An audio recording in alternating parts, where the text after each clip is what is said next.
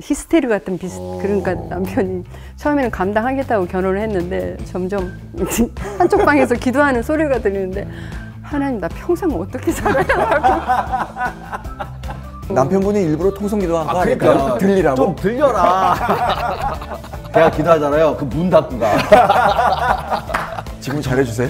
그럼요. 제가 더 잘해주죠. 할렐루야. 15년 동안 탁구 선수 생활을 이제 마감을 저는 했거든요. 올림픽 끝나고 그리고 8년의 국가대표 선수 생활을 한 거예요. 은퇴를 하는데 진짜 탁구 인생만 살아와서 그랬을까요? 이제 인생이 다 끝난 것 같아. 이렇게 막 마무리를 다 지으신 세상에 상황이니까. 종말이 이제 오든지. 그래 제2의 인생을 살아야 되잖아요. 그러니까요. 근데 그런 전혀 생각을 계획이나 생각이나. 근데 그거를 미리미리 정말 하나님 앞에 진로를 기도하러 준비하는 게 너무 필요했던 것 같아요. 주위에서는 이제 후배 양성을 하는 지도자를 하라는 거잖아요. 권면을 그렇게 하는데 보통 그렇게 많이 가시잖아요. 네. 그렇게 해야 될 것 같았어요. 그래서 그 당시 저는 그 삼성의 제일모직에 소속해 있었거든요. 후배들을 가르치면서 이론과 실기를 겸한 멋진 지도자가 되는 게 어떨까 이런 마음에 이제 대학원에 들어가서 체육에 대한 공부를 해요. 그런데 간사해요. 사람이 이렇게 간사한 것 같아.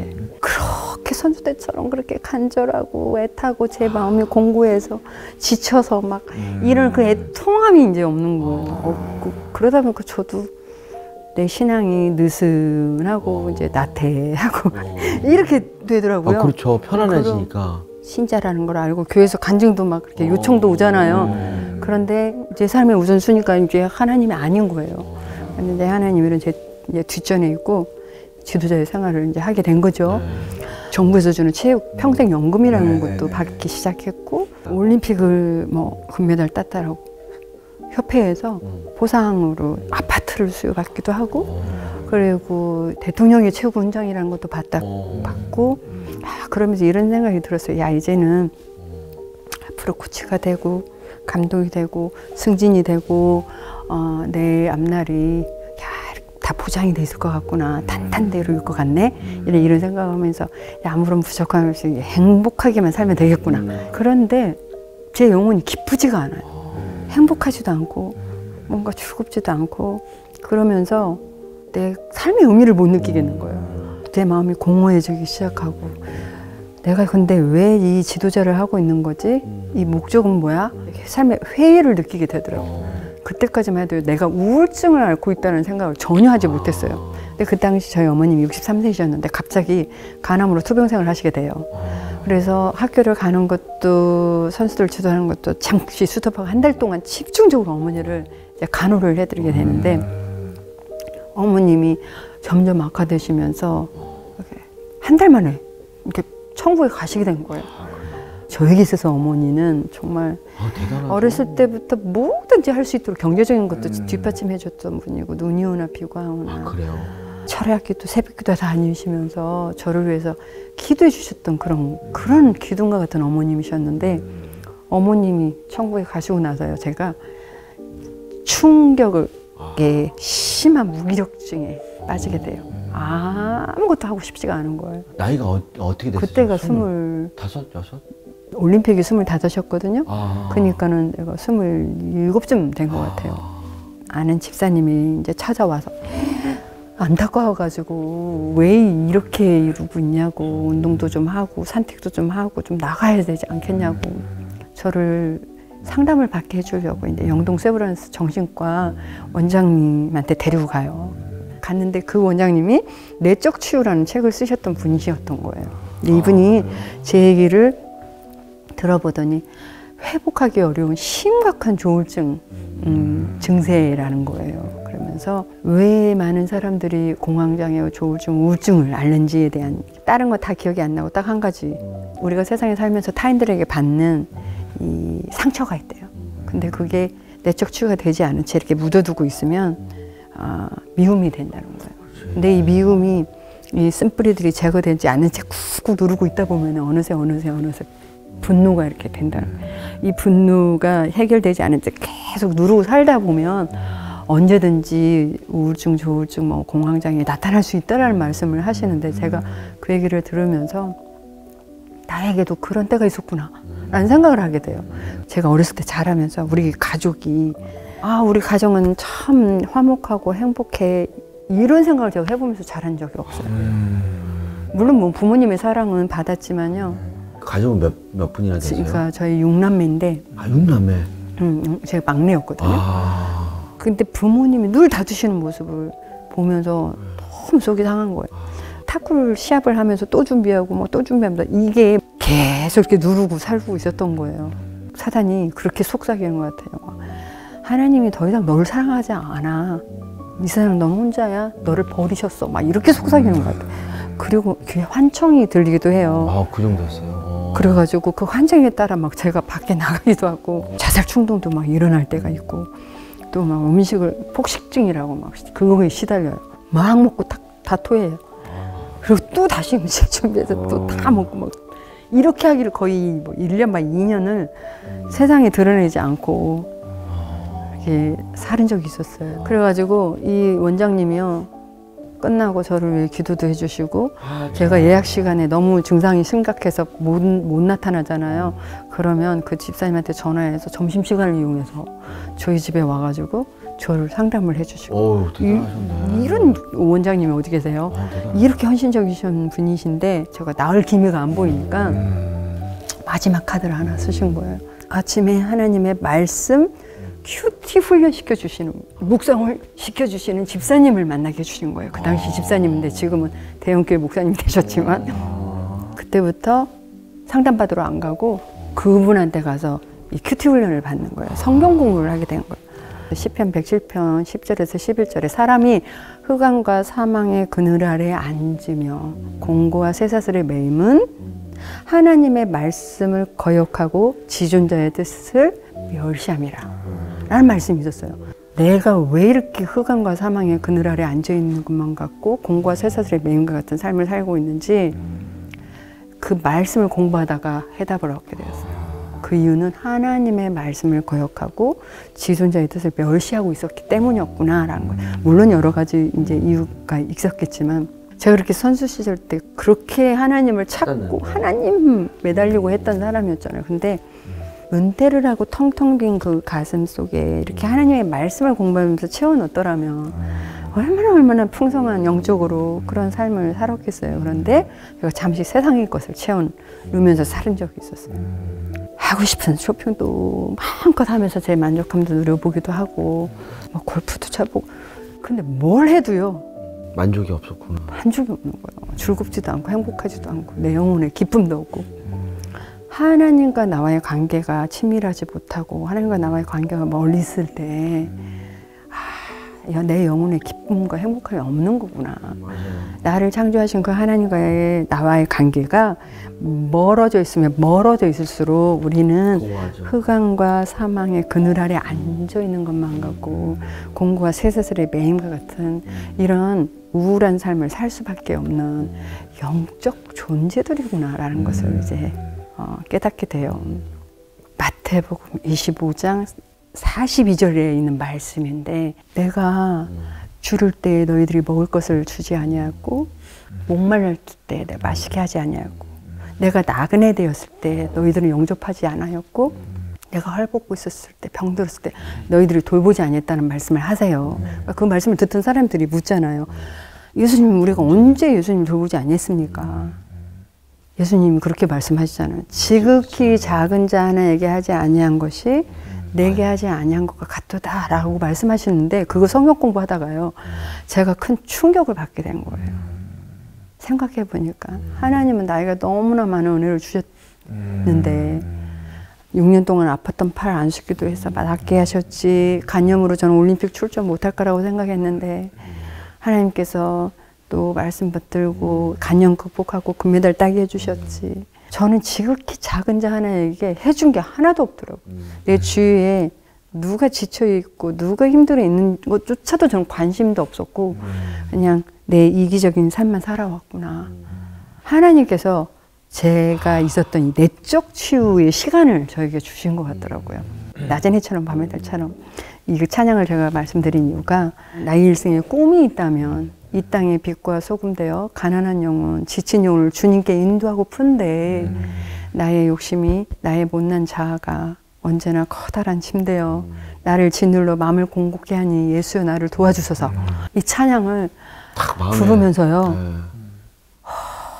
얼마나 울었는지 몰라요. 울면서 그때 그렇게 하나님께 고백을 했거든요. 하나님, 내가 지금 겪고 있는 이 조울증 회복이 된다면 이런 가사 같은 삶을 살고 싶습니다. 가난한 영혼, 지친 영혼을 주님께 인도하고 싶은 그런 삶을 살고 싶다라고 이제 고백을 드려요. 내가 유경에 처했을 때 하나님은 나에게 말씀을 보내주셔서 이 말씀의 광채가 나를 비추기 시작하니까 제가 그 회복하기 어렵다고 하는 그 조울증에서 이제 회복되어 간 거잖아요. 아, 그러면 결혼은 어떻게 이제 아시는 거예요? 그것도 재밌는 포인트지. 넘어가시면서 만나신 거예요? 제가 우울증이 있었을 때 네네네. 제가 다니는 교회 청년부에 있었던 형제였어요. 아, 먼데 있지 않았구나. 그 87년 그때는요, 우리가 찬양을 하더라도 손 들고 찬양하는 시대가 아니었어요. 네네. 근데 뭐 한 청년이 제일 앞자리에 앉아갖고 자기 혼자만 손을 높이 들고 찬양하는 형제가 있었어요. 근데 청년을 제가 뒤에서 굉장히 비판하고 있었거든요. 혼자 튀려고. 그러니까. 수많은 사람은 경건하게 예배드리는데 왜 혼자 자기만 튀려고? 예수 믿는 티를 낸다. 네. 비판하고 이제 있었었는데 결국은 이제 제 남편이 될 줄은 몰랐잖아요. 그 청년이 연합뉴스 기자로 있었던 거예요. 국제부 기자로 있었는데 그런데 이 형제가 출장차에 동남아를 돌다가 저는 그때 우울증 때문에 자카르타에 아는 집사님 와 있으라서 거기서 한 40일을 있은 적이 있었거든요. 근데 동남아를 돌다가 자카르타에 온 거예요. 취재가 끝난 다음에 교회 다니시냐고 물어봤더니 이분이 나는 오누르교회 장로다 이랬대요. 기자님은 어느 교회 있었습니까? 그러니까 나는 이제 어느 교회에서 왔습니다. 그 교회 사람들 나 오늘 점심 사주기로 했는데 기자님도 같이 나가요. 그래가지고 내가 보니까 청년부에서 봤던 형제였던 거예요. 그런데 내가 머물러 있던 그 집사님이 이제 내가 이제 우울증에 있으니까 빨리 결혼을 시켜주면 좋겠다는 생각을 늘 하고 있었던 분이었어요. 우울증이 있으니까 빨리 결혼을 시켜주면 좋겠다. 예. 그래서 저는 좀 약간 네네네. 자카르타에 머무르고 있는 동안에 2번을 집에 초대를 한 거예요. 같이 저녁을 먹으면서 이제 어느 정도 이렇게 무르익어 갈 때 이 집사님이 자꾸 그 형제한테 아버지는 뭐 하시냐, 뭐 막 자꾸 이렇게 물어보는 거예요. 중매를 이제 쓰기에. 한국에 가면 좀 연락해서 만나기도 해라. 이제 이렇게 해서 이제 끝났는데 한국에 돌아와서 연락을 했대요. 저한테 연락을 했는데 내가 진짜 우울증에 있었는가 봐요. 전화번호를 잘못 줬어요. 감독님 전화번호를 준 거예요. 진짜요? 그때는 핸드폰이 없었어요.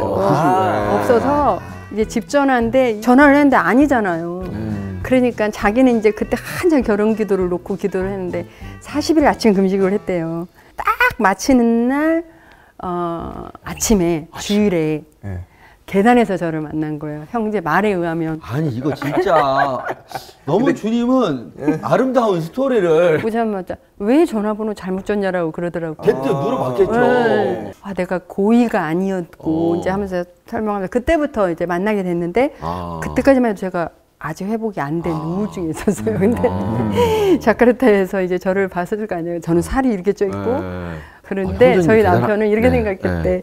올림픽 메달 따는 그러니까. 저 자매가 저렇게 순종도 잘하게 생겼고 말도 없고 막 이렇게 본 거예요. 전혀 나를 내가 우울증이라는 생각 못 하고. 그래요? 그러니까 그냥 눈이 가린 거지 뭐. 아무튼 하나님이 가리게 해주신 거예요. 할렐루야. 근데 제가 인간적으로는 되게 제가 싫어하는 세 가지를 다 가지고 있었어요. 그래요? 머리 곱슬에 쌍꺼풀에 안경 곱슬에 쌍꺼풀에 손 들고 있고 세 가지를 다 가지고 우울증의 그 깊은 바닥에 제가 없었다면 절대 결혼을 할 스타일이 아니에요. 어쨌든 그런 상황에서 치료가 안 된 상황에서 제가 이제 결혼을 했거든요. 약간은 정상이 아니잖아요. 그러니까 이 나의 그 어떤 히스테리 같은 그러니까 남편이 처음에는 감당하겠다고 결혼을 했는데 점점 이런 나의 모습을 보면서 한쪽 방에서 기도하는 소리가 들리는데 하나님 나 평생 어떻게 살아야 근데 그 얘기를 듣는데 내가 너무 비참해지는 거예요. 야, 내가 남편한테 이렇게 지금 상처를 주고 있구나 이런 생각이 들더라고요. 남편분이 일부러 통성기도 한 거 아닐까요? 그러니까 들리라고? 좀 들려라. 제가 기도하잖아요. 그 문 닫고 가. 지금 잘해주세요? 그럼요. 내가 더 잘해주죠. 할렐루야. 방에서 통성기도 안 하시고 오히려 더 제가 통성기도 이제 우리가 선교를 갔잖아요. 네. 선교를 가서 왜 하나님이 그 번역기를 하게 하셨는지 남북한처럼 분단 국가더라고요. 몽골도 외몽골 있고 내몽골이 있는데 동족끼리 말은 같은데 문자가 다른 거예요. 외몽골은 울란바토르 수도인 거기 있는데 러시아 키릴 문자를 쓰고 있었고 중국 안에 있는 내몽골 사람들은 자기 고유 수직 문자를 쓰고 있었던 거예요. 근데 여기서 성경을 여기 갖다 주면 못 읽는 거잖아요. 이제 외몽골에서 사역을 하다가 성경 번역을 해주기 위해서 남편이 이제 내몽고에 가서 성경 번역을 이제 해주게 된 거죠.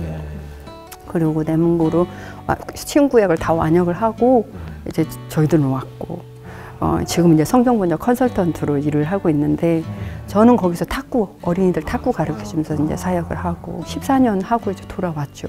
그러면서 이제 우울증 증세는 사라지게 됐나요? 이게 이제 점점 말씀을 광자가 이제 비추기 시작하니까 이제 회복이 되어간 거죠. 완전히 시골에서 사역을 하다가 안면마비가 온 적이 있었어요. 동구비주라는 그런 곳이었는데 모래바람이 막 이게 불고 가정교회를 하면서 이 몽골 사람들에 대한 이게 문화 충격을 엄청 많이 받았을 때 이제 이쪽 한쪽만 아프게 돼요. 막 입술이 이렇게 엇갈리고 눈도 안 감기고 한쪽이 전혀 감각이 없고 이래서 코이카에서 온 이제 신경외과 원장님 있으니까 가보라고 해서 갔더니 바이러스로 인한 안면 근육 마비였어요. 그래서 이 바이러스 약을 죽이는 약을 먹고 2주 동안 찬바람을 쐬지 말고 안정하면 괜찮아질 거라고 했는데 2주가 지나도 한 달이 지나도 한 달 반이 지나고 2달이 다녔는데도 이게 안면이 안 풀리는 거예요. 너무 이제 그때 공고해지더라고요. 야, 이거 평생 이러고 살면 어떡하나 막 이러면서 그때 제가 이 찬양을 배우게 된 거예요. 주께서 주신 동산에 땀 흘리며 씨를 뿌리며 내보든 삶을 드리리 날 사랑하시는 내 주님께 2절 비바람 앞을 가리고 내 육체는 쇠잔해도 막 여기서 이제 완전 눈물을 흘리면서 막 찬양을 하면서 이게 은혜를 받은 거예요. 거기서 배우면서. 고린도후서 1장 4절에 이런 말씀이 있었던 거예요. 내가 환난을 받는 것은 너를 위로하사 네가 받은 위로로서 다른 사람을 위로하게 하십니다. 라는 말씀을 큐티를 하게 됐는데 네가 환난 중에 내가 너에게 준 위로와 사랑이 얼마나 많으냐. 너의 위로가 필요한 사람이 얼마나 많은데 그 사람들 위로해 줘야 되지 않겠냐는 거였는데 내가 생각해 보니까 지금 그 문제나 충격에 마음의 문을 꼭꼭 닫고 이러고 있는 내 자신이 너무 주님께 죄송한 거죠. 그때부터 이제 저희 가정교회 나오는 이제 성도님들 집을 방문해 가면서 이 사람들의 어려움은 뭔가, 기도 제목은 뭔가 들어주고 기도해주고 이런 시간들을 이제 가질 수가 있었어요. 때마다 말씀 찬양으로 회복을 주시네요. 이번에는 양영자 선생님께서 한번 기타 연주하셔서 한번 같이 해보- 불러보시면 근데 이게 어떨까요? 기타가 쉽지가 않아요. 아 그래요? 네. 아까 하시더라고요. 한번 해보세요. 네. 해볼까요? 우리가 좀 들어봐야 될 것 같아요. 네. 주께서 주신 동산에 땀 흘리며 씨를 뿌리며 내 모든 삶을 드리리 날 사랑하시는 내 주님께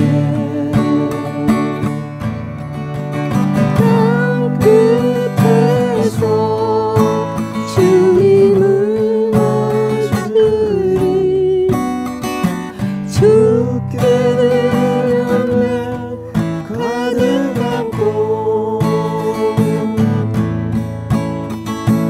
땅 끝에서 주님을 배우리 주께 드리는 노래 가득 안고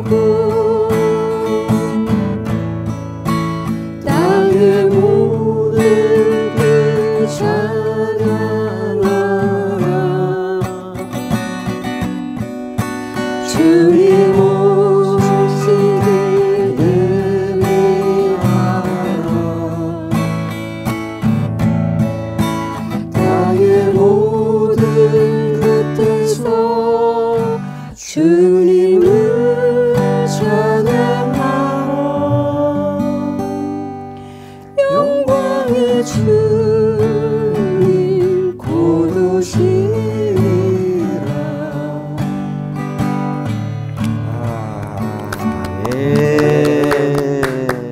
어떤 일이 있어도 이제 말씀이 내 삶의 우선순위가 되어 있었고 하나님이 내 지금도 삶의 그렇게 하고.